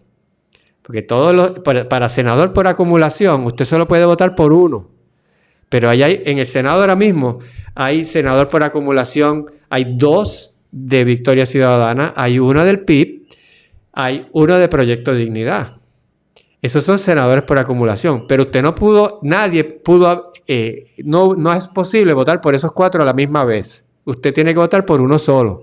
Y algunos de esos proponen cosas bien parecidas. Y ese va a ser el reto. ¿Hasta dónde pueden crecer esos partidos terceros? Ya no les puedo decir minoritarios, sí, ¿verdad? En la legislatura, dentro de las estructuras que hay ahora mismo, porque el uso de la acumulación del representante y del legislador por acumulación, eso yo creo que va a llegar a su límite este año, en esta elección. Y quizás se va a colgar porque es que están compitiendo unos contra otros en alguna medida, ¿verdad? Así que ahí está el de acumulación, así que tenga mucho cuidado en la parte de acumulación de no votar por más de una persona. Porque ese es un error bien común. Y después viene, por supuesto, la del alcalde, que esa es otra. Entonces el alcalde, generalmente, la gente vota por el alcalde y eso automáticamente vota por la plancha de la legislatura municipal que el alcalde tenga. Pero usted también puede hacer eso, votar por diferentes legisladores municipales. Ahí puede votar por más de uno. Y cada pueblo, cada municipio es diferente. No es la misma cantidad porque sí, depende de la población. Sí. Entonces, pues depende. San Juan tiene muchos, otros tienen menos. Pero ahí usted puede votar por más de uno. Por la cantidad de legisladores municipales que tenga hasta el máximo. Después que vota, si se pasa del máximo, anula todo. Porque uno no sabe cuál quitar. Si son 10, si tú puedes votar por 10 y votas por 11, tienes que eliminar los 11. ¿Cuál era el que estuvo de más? Yo no sé. Buen punto. Así que sí, oriéntese, pero sobre todo averigüe quiénes son las personas. Muchas que ya se conocen, usted sabe lo que dan. Si sabe lo que dan, pues no espere que den otra cosa a lo que han dado. Bueno o malo, lo que han dado es lo que van a seguir dando. No importa lo que le vengan a decir. Sí. Y las que usted no conozca también hace su asignación, porque es cierto que ya las candidaturas ya más cercanas son más, no hay tanta información, sí, pero el que busca puede encontrar bastante. Dejando a las personas que ya tienen la esperanza y tomaron acción, las que están ahí en la verja, ¿cuáles son algunas de las barreras de entrada que usted ve o que los pudieran prevenir a que tomaran el voto este año y que usted le pudiera decir para que tomen el voto este año? Bueno, es la decepción con el sistema. Hay generalizadas, no en todas, pero hay mucha actitud de pesimismo, de que el futuro no se ve bien. Todas las noticias son que los ajustes de deuda, los ajustes de de lo otro, nos van a hacer aumentos de luz por 30 años, el otro va a ser aumento de lo otro, más IBU, durante el IBU se tiene que quedar mucho tiempo, inflación. Hay otras noticias que son bien buenas también, pero hay una cantidad de gente que creo que está bastante decepcionada con todo el sistema político porque no ve posibilidad. ¿Cómo cambiar eso? Pues yo no sé, porque en una medida que tiene que cambiar la realidad objetiva, porque lo otro es engañar o traer una esperanza falsa que no es correcta. ¿En qué medida hay gente que está aspirando a esas posiciones para mejorar mi realidad? Y déjeme decirle, en el gobierno se puede hacer mucho. Yo estudio la política, me gusta, pero también porque estoy consciente de que desde la política, desde las posiciones de poder, se puede hacer mucho bien. Se puede hacer mucho mal también, pero se puede hacer bien. Hay ejemplos, se puede hacer bien. Y nosotros podemos hacerlo bien, no nos podemos. ¿Qué le diría yo a esa gente? Usted tiene derecho a votar o no votar si quiere. Yo no soy, ¿verdad? Hay gente muy educada políticamente que decide que no quiere votar. ¿Quién soy yo para decirle? Pero si la falta de votar es solamente por una decepción, por una apatía, porque realmente no vale la pena votar y es una pérdida de tiempo, pues piénselo de nuevo, porque sí vale, el voto tiene efecto y las personas que salen electas tienen poder para afectar nuestras vidas diarias, no así en términos generales, diariamente tienen poder para afectar nuestras vidas, para bien y para mal. Así que yo como ciudadano, Jorge Schmidt Nieto, me siento responsable de tratar de poner allí a la gente que pueda hacer el mejor trabajo posible para el bien del país donde yo vivo. Y eso conlleva un esfuerzo de mi parte también, porque la ignorancia es una herramienta de los dictadores. Así, y los dictadores no tienen que andar por ahí dando garrotazos, hacer lo que les da la gana y nadie los cuestione. Es así de sencillo. Pues si nosotros nos salimos, estamos permitiendo que eso pase. Así que yo no voy a tratar de traer una falsa esperanza de que las cosas van a mejorar. Sí. Yo no sé. Sí. Y yo mismo también, aquí yo sé lo difícil que es y conseguir como conseguir una cita médica, conseguir ir a una fila en cualquier lugar, uno está 1 hora en un lugar donde razonablemente uno debería salir de allí en 10 minutos, privado y público, no todo el público, el sector privado también. Llámate por teléfono a alguna compañía de algún servicio, a ver, te vas a morir ahí, a ver si te atienden, etcétera, ¿verdad? O sea que en general hay razones. Hay razones para tener pesimismo, pero también hay razones para no tenerlo, porque también están pasando cosas buenas. Y este mismo concepto de que haya este río, a mí me encanta este río revuelto, porque quiere decir que la gente está inconforme. Pero no solo está inconforme, están inconformes y se cansaron de quedarse tras bastidores y quieren participar y quieren apoyar gente diferente. Y si salen malos, pues que salgan malos, pero vamos a traer gente que traigan mensajes diferentes y eso está en todos los partidos. Yo no estoy promoviendo aquí a nadie particularmente, porque es que no los dejan subir en los partidos tradicionales y en los nuevos vamos a ver si llegan, porque también ahí ya no se crea que todo lo que se ve desde afuera es como se ve. Así que yo pienso que nunca es una pérdida de tiempo, mínimo ir a votar, que es lo que es tan fácil, toma tan poco tiempo, ese día no hay trabajo. Sí. Realmente, ¿y qué puede pasar? Fui a votar y perdí ese tiempo. Pues está bien, pero no pasó nada, no le hizo ningún daño.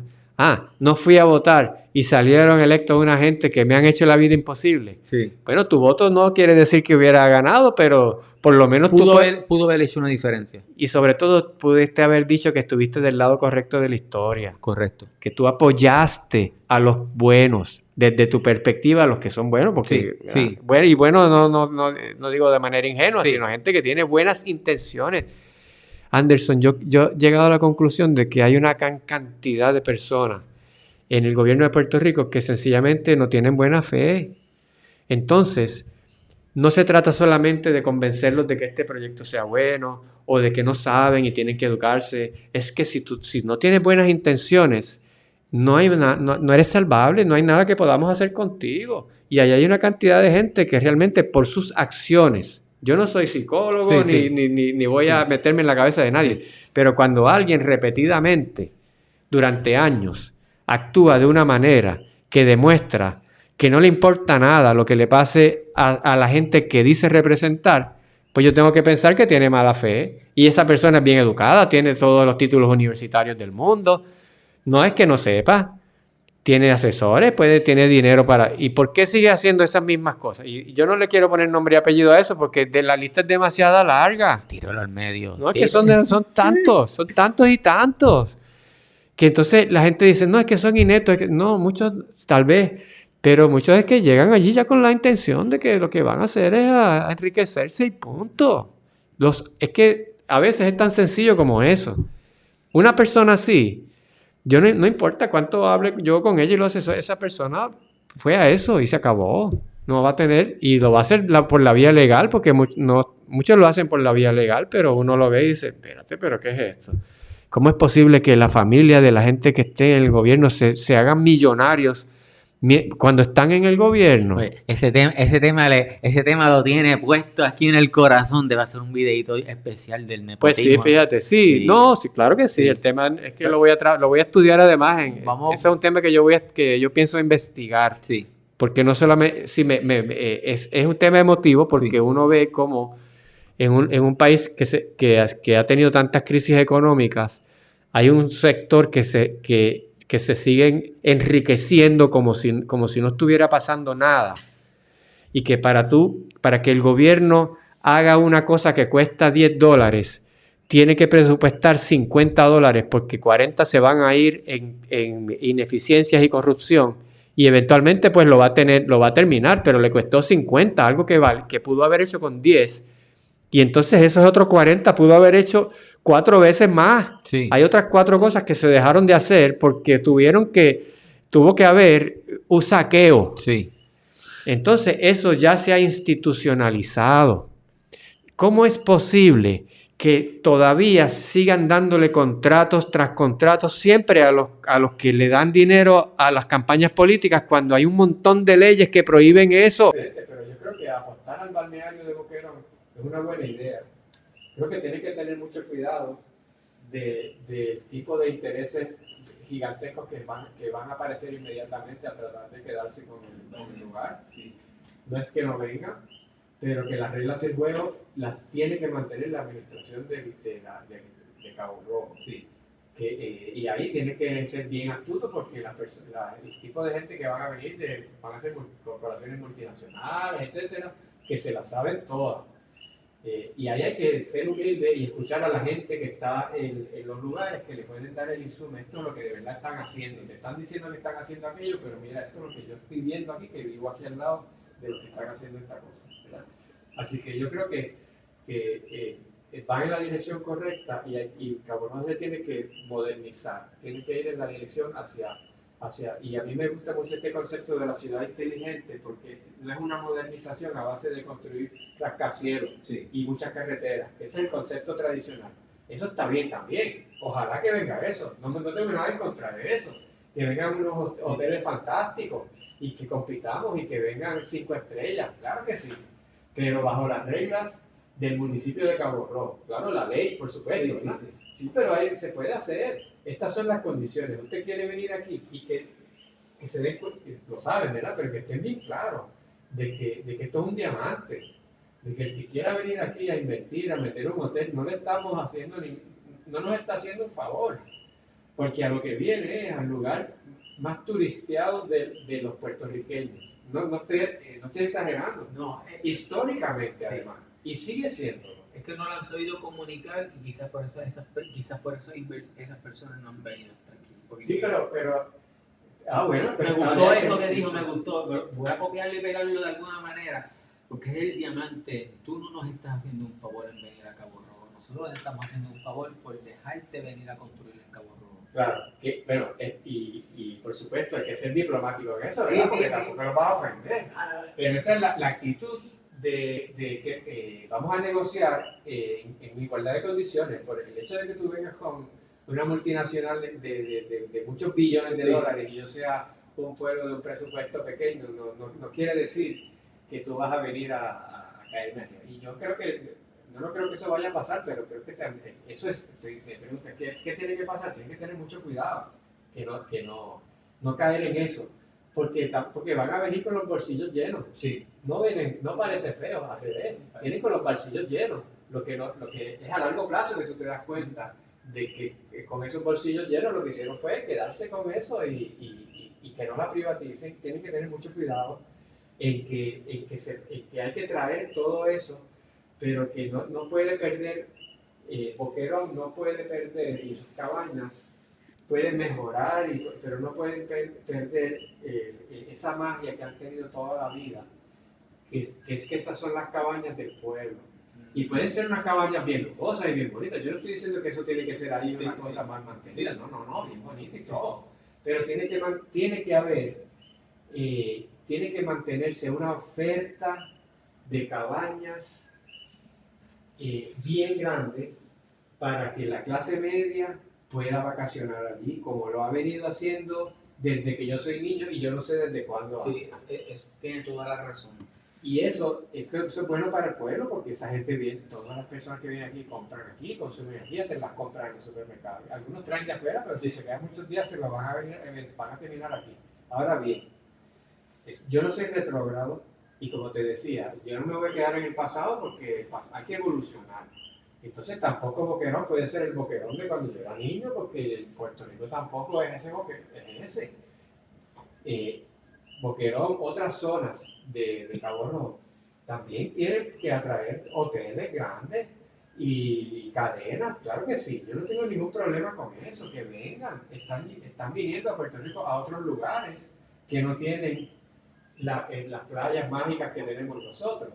Así que vengan, sí, que vengan, vamos a atraerlos en nuestras condiciones, con nuestras condiciones, porque este es un lugar bien codiciado, del que esa gente que va a venir puede extraer muchas ganancias.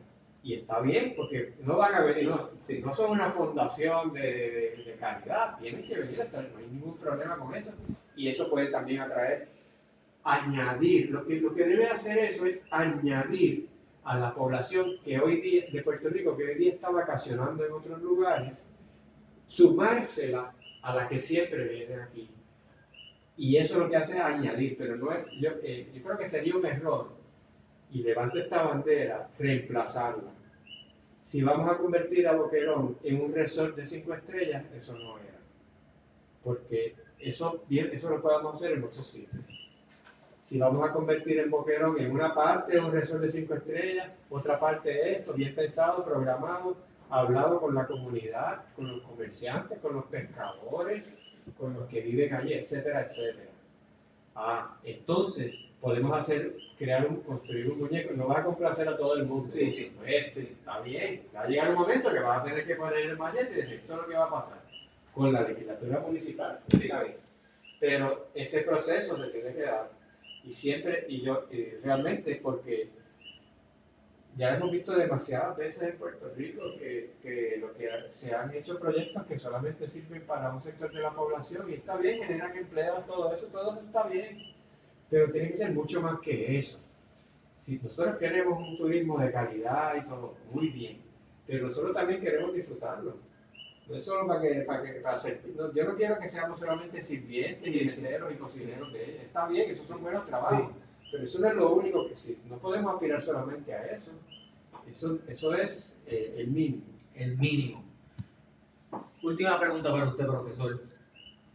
¿Cómo pueden los ciudadanos influir en la agenda política local para abordar temas como el medio ambiente y el desarrollo sostenible? Primero, informarse donde los medios que usted quiera, pero busque. Y no busque solo una opinión, no busque solo la opinión que le gusta a usted, que usted está de acuerdo. Las redes sociales, los algoritmos suelen, si ve que usted busca un tipo de opinión, le va a poner ese tipo de opinión siempre. Así que usted va a creer que todas las noticias son así. Usted tiene que hacer un esfuerzo. Hay una cantidad infinita de fuentes de noticias, de fuentes de información. Búsquela. Y si busca una información que dice algo malo de alguien, busca el que dice algo bueno de ese para que busque las dos partes. Para que usted no se deje llevar por la opinión de uno solamente. Busque opiniones y llegue a la suya. Si usted sabe que un medio de comunicación tiene una ideología X, no hay problema con que lo lea. Pero entonces búsquese un medio que tenga la ideología contraria. Aunque a usted no le guste, pero usted tiene que saber la otra parte también. Entonces, porque si no, vamos a ser fanáticos. Mi mamá me hizo esa pregunta, o estaba hablando con mi mamá recientemente, y yo decía, yo no consumo muchas noticias, pero cuando consumo esta y consumo esta porque son los contrarios. Claro, muy bien, exactamente, eso es lo que debe hacer la gente. Trate de buscar las dos caras de la moneda del tema que le interese. Pero en todo caso, infórmese, ¿verdad? Edúquese, dedíquele un tiempito, eso todo el tiempo, la gente pasa horas en los teléfonos, Sí. pues, de vez en cuando, dedíquese, haga este ejercicio. Si usted ve una noticia, por ejemplo, de El Salvador, que estaba muy de moda porque la elección de Bukele y todo eso, pues haga una búsqueda, busque periódicos de El Salvador, por ejemplo. Eso es lo que yo hago. Busque prensa de El Salvador. Y le van a aparecer una cantidad de opciones. Pues pulse alguno de esos y vea cómo están reportando esa noticia en El Salvador. Por ejemplo, ahí va a ver que lo están reportando igual que si aquí pasara algo, como lo reportaríamos nosotros, a diferencia de cómo lo reportarían desde afuera, es distinto. Ahí usted puede ver de primera mano, esos son los salvadoreños escribiendo lo que está pasando allí. Probablemente va a encontrar que hay prensa de todo tipo de ideología, algunas son buenas, otras malas, lo que sea, ¿no? Pero ahí tenemos, por ejemplo, mira, yo tengo en mi teléfono celular, los iconos míos son todos de periódicos de diferentes partes del mundo. Te lo puedo enseñar, tengo de todas, eso yo todas las mañanas, pero claro, esa es mi profesión, y me encanta. Pero no hay que dedicarse a eso. Mira, usted puede leer, es que para mí es fascinante el saber que yo puedo leer los periódicos de cualquier país del mundo. Cuando pasan cosas, eventos extraordinarios, como digamos, como la invasión a Ucrania, sí, yo me pongo a buscar periódicos del mundo, cómo reportaron esa noticia a través del mundo, sí. Y me doy cuenta a veces que hay un montón de países que ni la reportaron. A veces noticias que uno piensa, esto es lo que todo el mundo está hablando de eso. Y me pongo a buscar periódicos de otros países y esa gente está bien abajo, esa noticia, de verdad, ellos no están hablando de eso. Entonces, uno, mientras más uno busca, uno aprende, uno se descubre cosas, espérate, pero yo pensaba que el mundo estaba obsesionado con esto, pero estoy mirando aquí una noticia de Kenia y ellos lo que están hablando es de que acaban de arrestar al alcalde de Nairobi porque esto no importa, ellos no están hablando de Ucrania ni de Gaza, están hablando, y cuando miro el Nuevo Día, no están hablando de Ucrania ni de Gaza, están hablando de lo que pasa en Puerto Rico. Sí. Y entonces la información está ahí, si usted la busca, y es curioso, sea curioso, hay una información tan fascinante. Y si usted quiere, y le voy a dar otra cosa, cosas que yo hago para aprender, busque la sección de opinión, busque periódicos del mundo y busque los editoriales. Ahí hay personas que se han dedicado a escribir columnas de opinión, analizando las noticias de ese país o de otros sitios. Yo quiero, Israel y Palestina, jamás. Pues yo busco periódicos de Israel y busco las columnas de opinión. ¿Qué están diciendo los columnistas israelitas sobre lo que está pasando allí?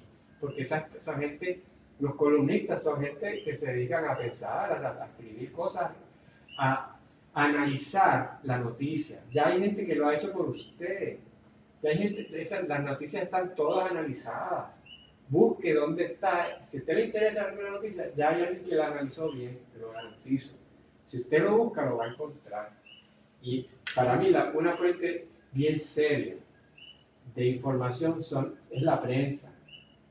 Y no es porque no sea prejuiciada, es porque tiene que tener algunos estándares mínimos en donde quiera que esté, ¿verdad? Y es una institución, y tiene una tradición, y tiene ciertos años, y hay un nivel de profesionalismo que no siempre va a estar en fulanito de tal que se dedicó a escribir su opinión sobre esto. A lo mejor es excelente también la opinión de fulanito de tal, pero yo tengo más probabilidad de conseguir opiniones bien serias en los medios de comunicación que están más establecidos, que tienen personas algunos que se dedican a eso, que viven de eso, y estudian y hacen su investigación antes de escribir algo. Así que si a usted le interesa saber de temas de política en general, y sobre todo política internacional, pues mi recomendación es que si le interesa algún país, busque medios de comunicación de ese país, y dentro de eso no solo busque las noticias, sino busque la gente que analiza las noticias. Y eso todos los periódicos tienen eso. Todos. Cuando antes de los medios digitales, cada uno yo iba a buscar las columnas inmediatamente. Y ahora el periódico rápido va a ver qué escribieron y qué analizaron, qué dijeron, más que las noticias mismas. Así que las columnas son bien valiosas. A veces las tienen al final del periódico y no les hacen caso, pero créanme, en las columnas hay muchísima información, mucho análisis. Así que en general hay información. La otra, me preguntan, ¿qué puede hacer? Pues informarse, educarse. Y eso parece cualquier cosita, pero en la medida que uno se informa y se educa, le salen las ganas de participar. Se va dando cuenta de cosas. Y hay tantas maneras de Uno se va participar. dando cuenta de cosas. Eso es lo que... Claro. Me encantó eso, porque es verdad, uno se da cuenta de cosas, uno se da cuenta de las cosas que le hacen, tienen significado para uno en la vida. Terminando con eso, profesor, ¿dónde la gente lo puede visitar? ¿En dónde está publicando contenido para que la gente lo vea? Del blog, en esa cámara sí puede ser. Sí. En Instagram, en Facebook, en YouTube y en X, he pasado Twitter, yo publico constantemente cosas, todas están bajo mi nombre, Jorge Rafael Schmidt Nieto, Jorge Schmidt Nieto, profesor Schmidt Nieto, en algunas pongo analista de política, me pongan Jorge Schmidt Nieto y van a encontrarme ahí y me siguen, me escriben, comentan y yo comparto con ustedes, ahí estoy constantemente publicando videos, contenido, cuando pasan noticias así extraordinarias, trato de inmediatamente hacer algún tipo de análisis breve, una explicación para un poquito ponerle en contexto qué es lo que está pasando. A veces la gente se alarma, que si ponemos un bombazo, eso quiere decir que va a haber tercera guerra mundial, Sí. y a veces, bueno, yo trato en la medida que puedo, entonces sacar un podcast explicando, miren, con calma, esto es lo que va a pasar, pero esto es lo que puede pasar también, así que Sí. no puede ser, ¿verdad? Así que búsqueme en las redes, estoy bien activo ahí, con mucho gusto. Bueno, profesor, un millón de gracias por tenerlo aquí. Un placer. Y a todos los que están en vivo, millón de gracias. Le quiero dar las gracias a Olga Iris, a John por estar con nosotros hasta ahora en vivo, a Ortiz Leticia, Ángel Rodríguez, Davidcito, Yosandra Angélica Arroyo, gracias. Gracias por estar aquí en vivo. Y los Gracias vemos por en la el invitación.